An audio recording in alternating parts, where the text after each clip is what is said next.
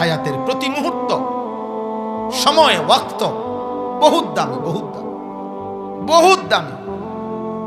আরে বাবা, চাচা, কত যুবক অল্প বয়সে মারা গেছে। আপনারে আল্লাহ 60 বছর বানাইছে। কত যুবক 25 বছরের তাগড়া জওয়ান কবরে চলে গেছে। আল্লাহ আপনাকে 60-65 বছর হায়াত দিছে, কত লম্বা সুযোগ দিছে। 60 বছরে কতগুলো জুমা, 60 বছর 5 ওয়াক্ত নামাজের হিসাব করলে কতগুলো নামাজ। এত লম্বা হায়াত পেয়েও যেই চাচা, যেই বাবা আখিরাত অর্জন করতে পারে নাই, জাহান্নাম থেকে বাঁচতে পারে নাই, জান্নাতের আমল করতে পারে নাই, খোদার কসম, মুসলিম শরীফের হাদিসের মধ্যে আছে, আল্লাহর নবী বলেন, যাকে আল্লাহ তাআলা 60 বছর হায়াত দিয়েছেন অথচ তবুও সে জাহান্নাম থেকে বাঁচে নাই, জান্নাতের আমল করতে পারে নাই, খোদার কসম নবী বলছে আল্লাহ তাআলা কিয়ামতের দিন তাকে একটি শব্দ, একটি বাক্য উচ্চারণ করার ক্ষমতা, সুযোগ আল্লাহ দিবে না, তার করাই এই জাহান্নামে ফেলাই দিবে। আযারাল্লাহু ইলা মরিইন আখারা উমরাহু হাত্তা বালাগা 60। এটা হাদিস। 60 মানে 60। কোন কথা বলে জিগাইতো না, ফেরেশতার বলে মার, তারে মার, বুড়ারে মার, ফালা জাহান্নামে ফালা। কোনো কথা নাই, কোনো কথা নাই। 60 বছরের বুড়া প্রতি কথায় গালি দেয়, ফালা জাহান্নামে ফালা। 60 বছরের বুড়া এখনো একটা কিস্তি টোয়া, ফালা বুড়া জাহান্নামে ফালা। 60 বছরের বুড়া প্রত্যেকদিন চা দোকানে গিয়া নর্তকীর নাচ দেখে, ফালা জাহান্নামে ফালা এটারে। হ্যাঁ হ্যাঁ, আমরা যদি কোন ফুলানের সামনে, ফুলানের সামনে নি কয় তো কার সামনে কইতাম? আমরা কোন আমরা ফাইকো। এখান থেকে একটা বিষয় স্পষ্ট, কোন বয়স্ক লোকের এটা বোঝা উচিত যে আপনার প্রজন্ম, আপনার বাড়ির ছেলে পেলেও আপনার এই মন্দ আচরণকে অপছন্দ করে, অপছন্দ করে। একজন বয়স্ক লোকের ওইটা বোঝা উচিত। এটা আত্মসম্মানের ঘাটতি, আত্মমর্যাদা নাই। নাই তো কোনো বয়স্ক প্রবীণ মুসলমান তার থেকে পরবর্তী প্রজন্ম ঈমান শিখবে, আখলাক শিখবে, আখিরাত শিখবে, জীবন শিখবে। আরবিতে বলে সালিল মুজাররাব ওয়ালা তাসআলিল হাকিম। আরবিতে বলা হয় জীবন চলার দিক নির্দেশনা অভিজ্ঞ ব্যক্তিকে জিজ্ঞেস করো, শুধু পণ্ডিতকে নয়। শুধু পণ্ডিত না, বরং অভিজ্ঞতা আছে। উনি আজকে, আমি 60 বছর পার করে আসছি, আমি আজকে 40 বছর পার করে আসছি, তাহলে আমি জানি এই ময়দানের হালাত। এই অভিজ্ঞতার একটা মূল্য আছে। যেমন আমি কথার কথা একটা উদাহরণ দিলাম যে আমি আজকে 21 বছর আলহামদুলিল্লাহ আল্লাহর দয়ায় এই ওয়াজ কম বেশি মাহফিল আল্লাহ আমার যেতটুকু তৌফিক দিছে বলার সুযোগ হয়েছে। 21 বছরের ওয়াজের একটা অভিজ্ঞতা আছে না? তাহলে নতুন নতুন কোন বক্তা সে আমার এই অভিজ্ঞতাটা কই পাইব? তাহলে তার উচিত আমার থেকে বুদ্ধি নেওয়া, আমার উচিত আমার চাইতে সিনিয়রের কি নেওয়া, বুদ্ধি নেওয়া। এই জন্য আমি আমার জীবনের অসংখ্য অগণিত বুদ্ধি পরামর্শ আমার মাথার ব্যক্তিগতভাবে অনেক কিছু আইয়ে, কিন্তু আমি আমার শায়েখ আল্লামা মুফতি মুশতাকুন নবী কাসেমি হুজুরের কাছে পেশ করি। এরকম অসংখ্য বুদ্ধি উনি হালায়া দেয়, বলছেন এই বাদ দেন, খালি বলুন তো ঠিক আছে। শায়েখ বলছে বাদ তো বাদ। একা আমার বুদ্ধিতে আমি চললে একদিনে বহুত ফেস ফুস লাগিয়ে গেল, মাছে গাছে ফেস লাগিয়ে গেল। হ্যাঁ, এই সেদিনও আমারে সিলেট মাহফিলে হুজুর একসাথে খাইতে বৈশা আমারে নসিহত করছে। এই কয়দিন আগে বলতেছে, মাওলানা মনে রাখবেন, আমি আপনি যেদিন মারা যাব, এই মানুষকে আল্লাহর কথা বলতে বলতে যদি মারাও যাই, তো দিবানিশি চেষ্টা করে যদি আমরা মারাও যাই, তারপরেও ইমানদারও থাকবে, নাফরমানও থাকবে। দুনিয়াতে আল্লাহর সেজদাকারী বান্দাও থাকবে, পাপী নাফরমানও থাকবে। অতএব এমন না সিস্টেম যে আমি আমনে বা আমরা বর্তমান বক্তারা আর 6 মাস যদি চেষ্টা করি, খুব কষ্ট করি, তাইলে ইনশাআল্লাহ আগামী 6 মাসের ভিতরে সব জুনায়েদ বাগদাদি বাইজিদ বোস্তামি হয়ে যাবো, আব্দুল কাদের জিলানী হয়ে যাবো, এরকম বিষয়টা এমন। তাইলে তাইলে আমার মৃত্যু আপনার মৃত্যুতেও কি থাকবে? ইমানদারও থাকবে, নাফরমানও থাকবে। তো কি বুঝাইতে চাইছে হুজুর? হুজুর আমারে বলতেছে অতএব কোন অবস্থাতে নিজের আখিরাত নষ্ট হয় এমন আমল করবেন না। মানে এইটা বুঝানোর লাগে বলছে, এটা বুঝানোর লাগে বলছে। মাহফিলের জন্য নামাজ ছেড়ে দিলেন, মাহফিলের জন্য আপনি অনেক কিছু ত্যাগ করলেন না। আপনার জিকির কখন করবেন? আপনার তিলাওয়াত কখন করবেন?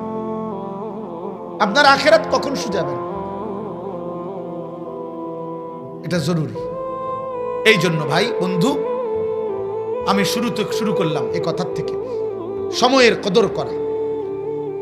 আজকে তোমরা যারা মোবাইলে আসক্ত, আমি বললাম আব্বা, কর্মের স্পৃহা, এই পৃথিবীতে কিছু করার হিম্মত তোমার থাকবে না। আমি বললাম 24 ঘন্টা নফস তোমারে নারী ছবি, মোবাইল, অশ্লীল দৃশ্য, বিনা কারণে বিনা প্রয়োজনেও এটা তোমারে চালাইতে থাকে।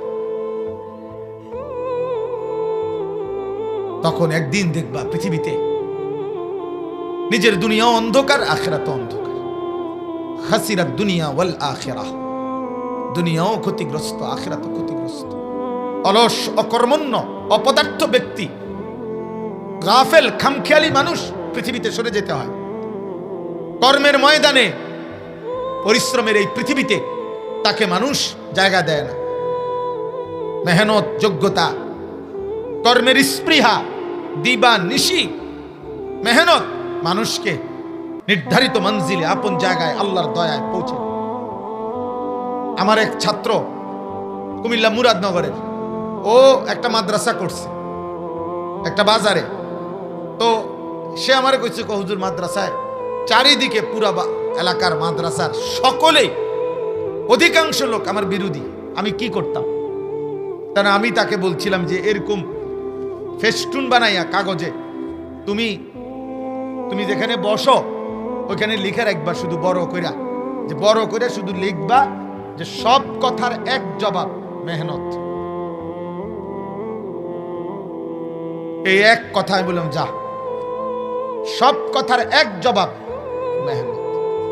আলহামদুলিল্লাহ, আজকে 1.5 বছরের ব্যবধানে আশেপাশের সমস্ত কিন্ডার গার্ডেন, স্কুল, অন্যান্য সব প্রতিষ্ঠানের চাইতে তার বাচ্চার সংখ্যা বেশি।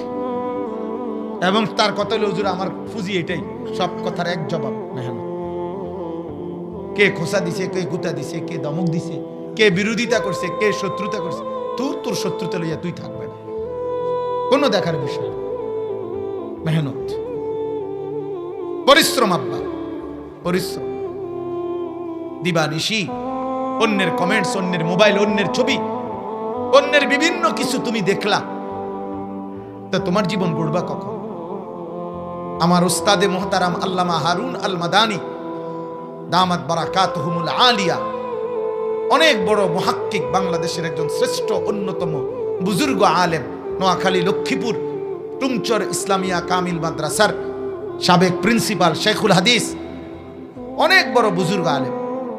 এই হুজুর আমগরে ছাত্র জীবনে বলছিল যে হিংসুকের সবচেয়ে বড় লস কি? হুজুরে বলছিলেন, হিংসুকের সবচেয়ে বড় লস, যে সময়টুকু হিংসা করতেছিল ওই লোকের, ওইটুকুতে সে নিজের কিছু করতে পারত।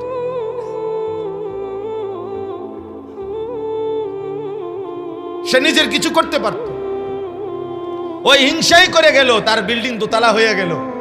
অথচ একটা দোতলা বিল্ডিং করতে কমপক্ষে 2 বছর লাগছে, এই 2 বছরে সে এখন টিনের ঘর হইলো করতে পারত।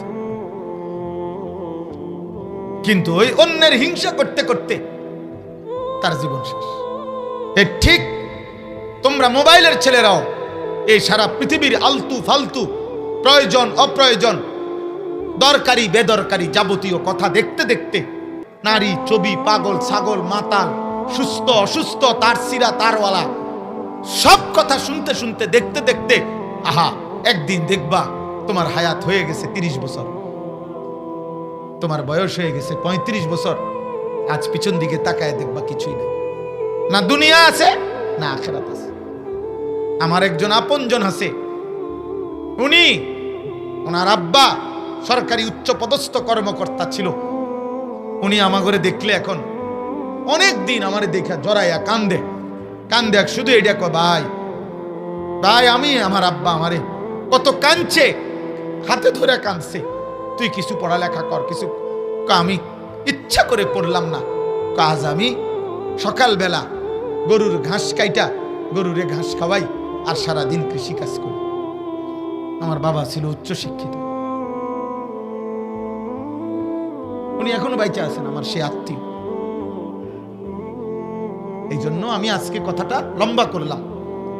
প্রিয় সন্তান, তোমরা শীতে কষ্টে ঠান্ডায় বসে আছো, অনেক ছেলে মাশাআল্লাহ, সকলের কাছে অনুরোধ, আব্বা তোমার পৃথিবী তুমি গড়ো, তোমার জীবন তুমি গড়ো, তোমার আখিরাত তুমি সাজাও। নিজেকে ভুলে যাওয়া, নিজের কর্তব্য ভুলে যাওয়া, আত্মপরিচয় ভুলে যাওয়া, খোদার কসম এর চাইতে বড় ব্যর্থতা আর কিছু হইতে পারে। আমার নিজের ওয়াজের জীবনে আমি যখন শুরুতে বয়ান করতাম, তখন আমার সেই পরিচিত মানুষগুলো আমি চিনি এখন, ওনারা আমার অনেকেই কইছে, আও সুর নাই, টান নাই, কারো কোনো অনুসরণ নাই, এমনি এই শুভ ওয়াজে বুঝি ভাত খাইব। বুঝাইতে চাইলাম আর কি, এরকম কোনো কথা শুনি নাই। কারণ আমি তো নির্ধারিত কোনো টার্গেট নিয়ে ওয়াজে নামি নাই যে আমার কমপক্ষে মাসে 30 লাখ টাকা উপার্জন করা টার্গেট, এই টার্গেট নিয়ে না। না, আমার মালিক যদি বলার সক্ষমতা দেয়, আল্লাহ চাইলে বললাম, আল্লাহর জন্য বললাম। এখানে সুর কি আর টান কি, এখানে হুঙ্কার কি আর ঝংকার কি, কোনোটাই মূল মাকসাদ না। কোরআনুল কারীমের মধ্যে আছে বাবা, হযরত নূহ আলাইহিস সালাম, কোরআন শরীফের আয়াত, হযরত নূহ নবী বলতেন, ওয়ালা ইয়ানফাউকুম নুসহি ইন আরাদতু আন আনসাহা লাকুম ইন কানা আল্লাহু ইউরিদু আন ইউগভিয়াকুম হুয়া রাব্বুকুম ওয়া ইলাইহি তুরজাউন। হযরত নূহ আলাইহিস সালাম বললেন, হে আমার জাতি, আমি যদি 950 বছর না 9.5 লক্ষ বছরও তোমাদেরকে নসিহত করি, ডাকি, আমার ডাক, আমার নসিহত, আমার দাওয়াত তোমাদের কোনো উপকারে আসবে না যদি আল্লাহ তোমাদের ব্যাপারে সিদ্ধান্ত নেয় আইয়ুগভিয়াকুম, তোমাদেরকে পথভ্রষ্ট করবে, জাহান্নামের পথেই রাখবে, তো 950 বছর ডেকেও আমার বলার দ্বারা কোনো ফায়দা হবে না, কারণ ফয়সালা আসমানে। কোরআন শরীফের আয়াত। এই জন্য নওজোয়ান আলেমদেরকে বলি, আপনাদেরকে বলি, আপনারাও আমার কথায় কষ্ট নেবেন না, কিন্তু আমি বললাম মনে রাখেন, রুমাল বদলাইয়া, কোট বদলাইয়া, রুমালের বিভিন্ন ঢং বদলাইয়া, ফেসবুক আর ইউটিউবের কাঙ্গাল হইয়া, কোনো না কোনো ভাবে পৃথিবীতে পরিচিত হওয়ার নেশায় হইয়া দেশ, জাতি, ঈমান, ইসলাম, আখিরাতের খেদমত হবে না, হবে না, হবে না, ফায়দা আসবে না। এ কোর্টে বদলাবেন, শেষ পর্যন্ত এ কোর্টের টেডি মায়ের ইডি দিয়ে বন খেলে আরো ভালো ছিল। কোর্ট গায়ে দিতে নিষেধ করতো, আমিও গাও দিছি, শীতের কারণে তো গাও দিতেই। অনর্থক চাকচিক্য, জাকজমক, অনর্থক লৌকিকতা, জৌলুস কোনো দরকার। আমার শায়েখ আল্লামা মুফতি মুশতাকুর নবী কাসেমি, যে কেউ খবর নিলে শুনবেন, এই আল্লাহর বান্দার পাঞ্জাবি সর্বোচ্চ 3টার বেশি পাঞ্জাবি ওনার হবেই না কোনোদিনও না। এক জামা এক পরনে, এই তালে চলছে সারা দেশ, আল্লাহর কথা বলতেছে, আল্লাহর কথা বলতেছে।